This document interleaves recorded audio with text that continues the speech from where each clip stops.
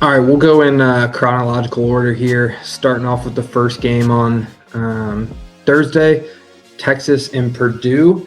Now, Texas is, it's funny, they're kind of what we're looking at as the Cinderella team so far, even though they're one of the biggest names in college sports. But going up against a Purdue team that I wouldn't say hasn't been tested, because they did beat a Miami team that was pretty solid, but so far I've played as a heavy favorite in both of their games. Obviously, Purdue has Fletcher Lawyer and Braden Smith and some guys that have been there all 4 years, which nowadays is pretty rare in college sports. But I like what Texas is doing. Obviously, hiring Sean Miller has proved to be a good decision for them. Obviously, if you just look at the talent and the NIL spend, they're not a traditional 11 seed, but had some woes along the season, some games they probably shouldn't have lost, but nonetheless, they've impressed so far with obviously the play-in win against North Carolina State, beating a BYU team, which, yes, they are very injured and don't have a ton of depth, but they also have a top 3, if not top 2, if not top 1 pick in this year's draft with AJ. So still beating that team and that quality of a superstar is impressive. And then obviously beating Gonzaga, which had similar issues to BYU, where they had some injuries along the season. But, with Gonzaga, they're always going to be a high seed in the tournament. They're always going to be well coached with few and a hard-nosed team. So I think going through the gauntlet of winning 3 games opposed to all these teams that have won 2, I think they're hitting at the right time, and I wouldn't be surprised if Texas won. But in this game, I would lean on Purdue's experience and Matt Painter just being an experienced coach. He's obviously been to a national championship, been to some Sweet 16s, so I got Purdue in that one. Moving on to what I think might be the most exciting game of the weekend, not necessarily for talent or for the program, but just the rivalry that ensues between these teams, and that's Iowa and Nebraska. 2 teams that do not traditionally have a good men's college basketball program. Obviously, Nebraska has won their first 2 tournament games in program history this year. So they're riding that high. Iowa coming off beating Florida and the defending national champions as the 1 seed. I really cannot decide on this game. Both teams are similar in the sense that knocking down the 3 is so important in their offense. No duh, obviously 3 is worth more than 2, but Nebraska chucks that thing, and Iowa, their numbers from a quantity standpoint don't look like they shoot a ton of 3s, but they do play at such a slow pace. That's kind of why it looks like they don't shoot a ton of 3s. Their percentage of shots taken that are 3 are near some of those teams like Nebraska, Bama, High Point, some of these teams that half their shots are from the 3-point line. So I personally will probably take Iowa in this just because I trust Ben McCollum a little more. Which is crazy to say because it's really his first year coaching high-level basketball, opposed to Hoiberg, who's been in college and the NBA, and he's kind of been around. I think what Ben McCollum is doing is awesome. He obviously did it at Drake last year. He had done it at the Division II level for forever. One of the most successful Division II head coaches ever. So I just love. It's not the sexiest way to play basketball, but I just love watching that team and how intentional like their inbounds plays are. And you could see it at the end of that Florida game, like getting Sturts open exactly how they wanted to, getting somebody in the corner for a wide open shot when they had a 3-on-2 off that inbound. Like I just love watching him coach, and seems like a great dude. So I'm kind of rooting for Iowa. Some of it's biased for my hatred of the University of Nebraska, but I think either team winning would be kind of cool to see, a non-traditional team in the Elite Eight. So moving on to Arizona, Arkansas. Obviously, the story surrounding this game, Arizona has been the best team in the country, along with Duke and Michigan, from like start to finish of the year. In Arkansas, who started a little slower, but started to gain momentum towards the end of the year with how A-Cups played, how Malik Thomas has played. Trayvon Brazil's really coming to his own, even though he's been there for 3 years. But A-Cup is one of those players that you truly watch and you just know they're different. He can score at any level. The amount of defenders that he commands when he's driving allows him to be the nation's leading assist, or the assist leader in the nation. So I love what A-Cup does. Obviously, you have Coach K, so you have one of the best coaches of all time who's been in these big games in the tournament. So the gambling line definitely reflects Arizona to win comfortably, but we don't know if we've seen A-Cup really turn it on before. I could see him and Malik Thomas just knocking down shots, Brazil being on the offensive glass, lob threat, post threat, all those things. I could see Arkansas giving Arizona a run for their money, but at the end of the day, Arizona is just so deep, so talented. They have the size, the shooting. There's really not a flaw in Arizona's game, and that's the reason I would take Arizona to advance here. Going to the last game of the day, I actually think this is the toughest game to pick in the Sweet 16.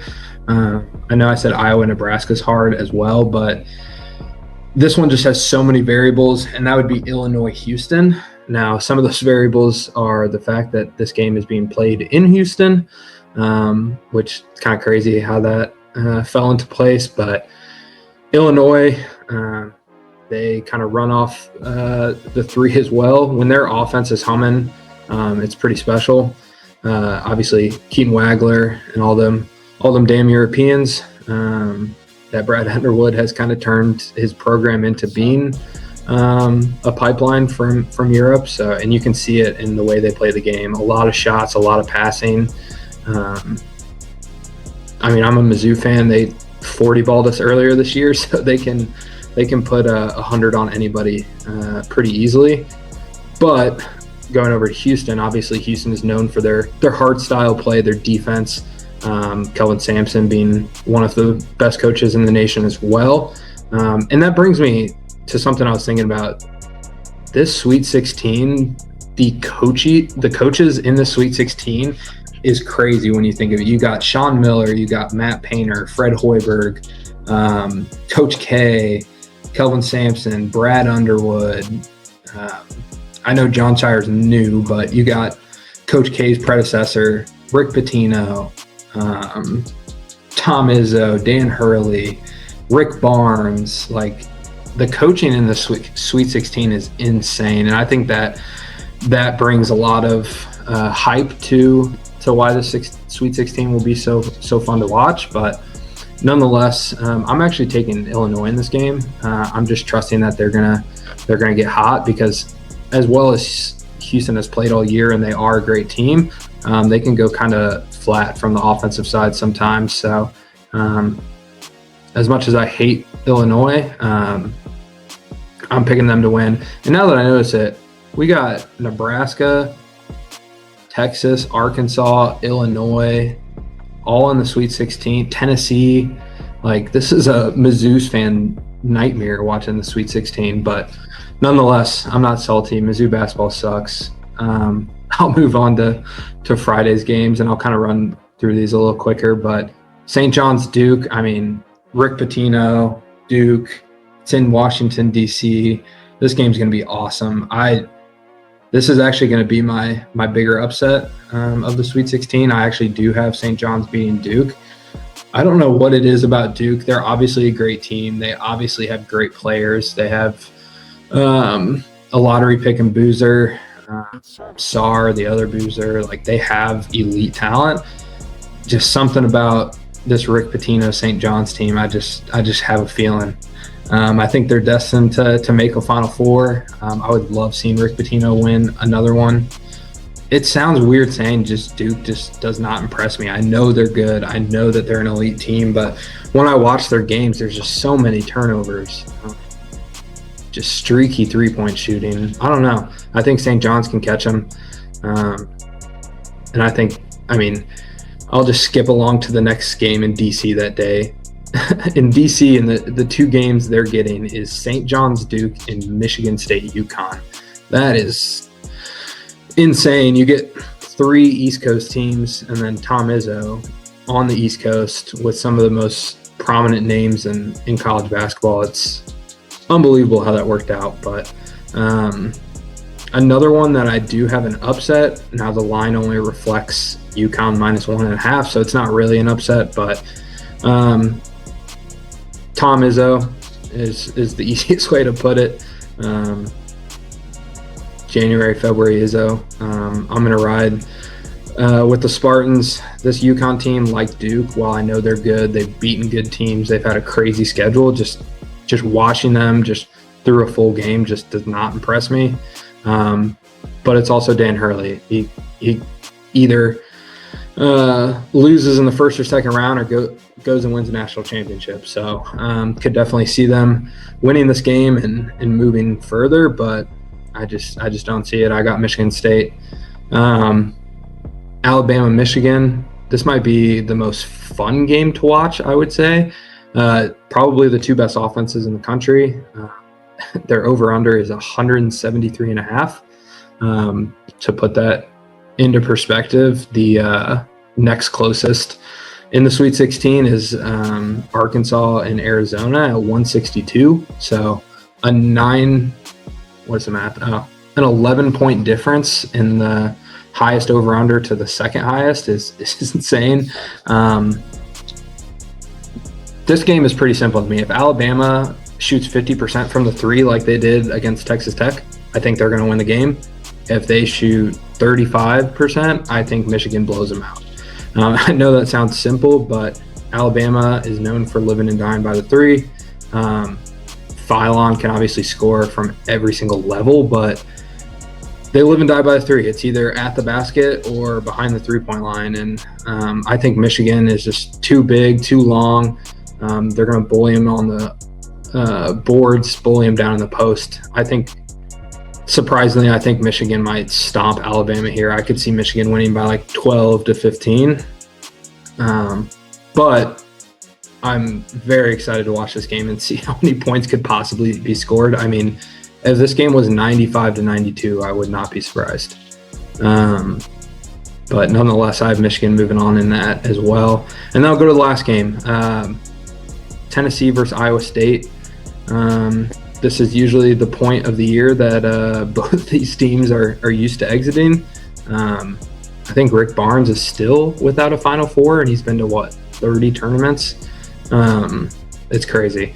But I actually think it's kind of a boring game. I like Iowa State. I kind of like Iowa State big, like not huge, but like 8, 9, 10 points compared to the -4 that the lines are showing. But I just love watching Iowa State play. I'm not even going to attempt to say the foreign dude's name, but he just chops. Shoots like 51% from the 3. He's like 6'10". They're just fun to watch. Tennessee has just been so up and down all year. They have humongous wins. They have terrible losses. I'm actually surprised that they're in the Sweet 16. I had them losing to Miami of Ohio, which turned out to be just a horrible opinion and horrible bet that I may or may not have made. But I like Iowa State. I like Otzelberger. He's a great coach. In Chicago, so I assume this game is going to be packed with both Iowa State and Tennessee fans.